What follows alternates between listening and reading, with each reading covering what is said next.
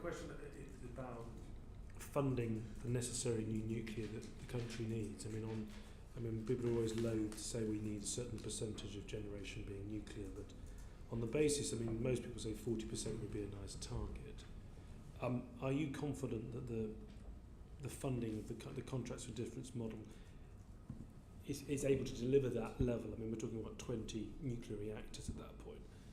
I mean, companies like Hitachi and EDF, it's going to be quite a significant investment on their books to fund that number. Have you had any sort of thoughts about that? Is there a desire, is it on government's part? I mean, I asked a question last week about the potential purchase of Westinghouse. Is there a desire at all for the government to step in to push it along a bit itself?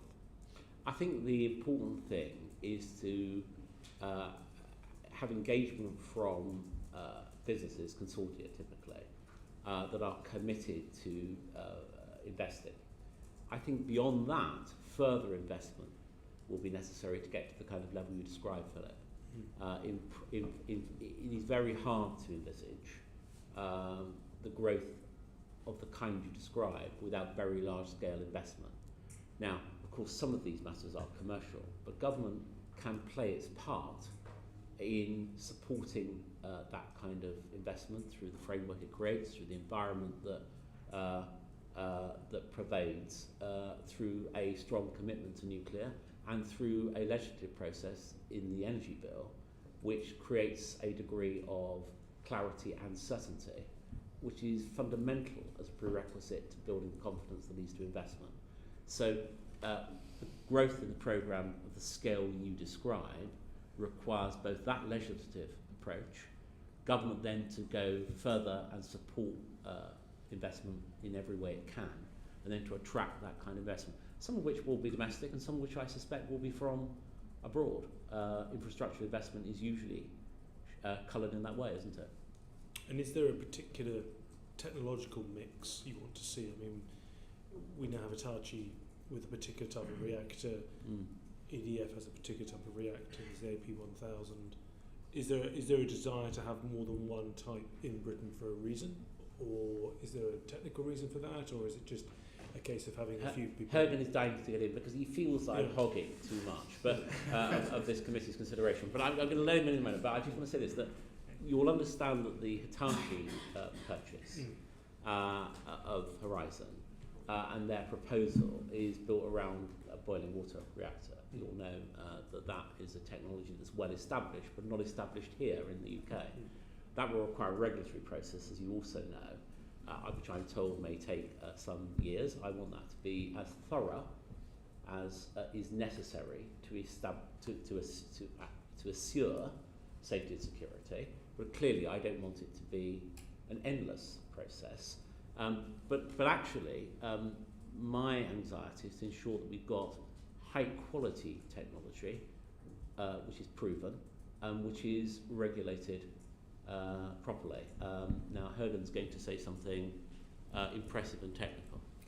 I'm not quite sure I am, because that was absolutely right. We decided early on to allow for a number of reactors to be evaluated by the nuclear regulator.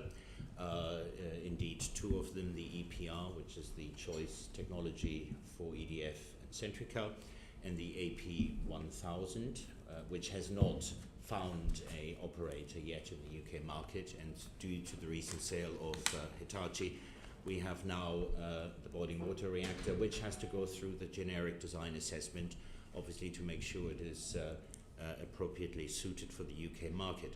There is definitely a benefit in diversity, also the ability to develop, for example, 2 or 3 significant supply chains depending on the different reactor designs.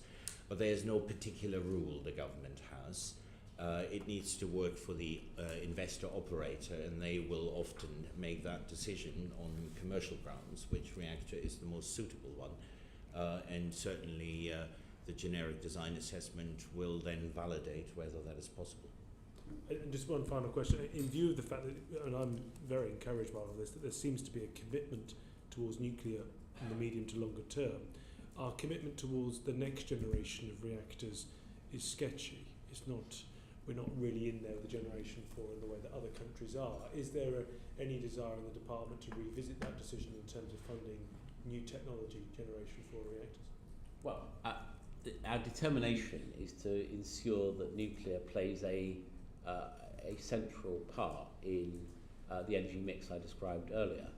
I actually think it's quite a good thing that we're going to be going through the process that Herbert described of establishing that this Hitachi offer, this boiling water reactor, is right for us, because it, as you suggest, as you implied, Philip, it's another kind of technology, different to what we've had in our own nuclear industry previously.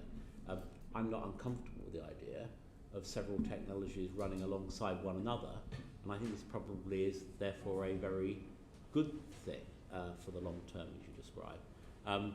We're very open-minded about technology, providing they go through the proper process, that they're absolutely safe and secure and reliable, and they can be delivered in an affordable way. So we're not closed-minded about the technology, providing we're robust in the way we handle it.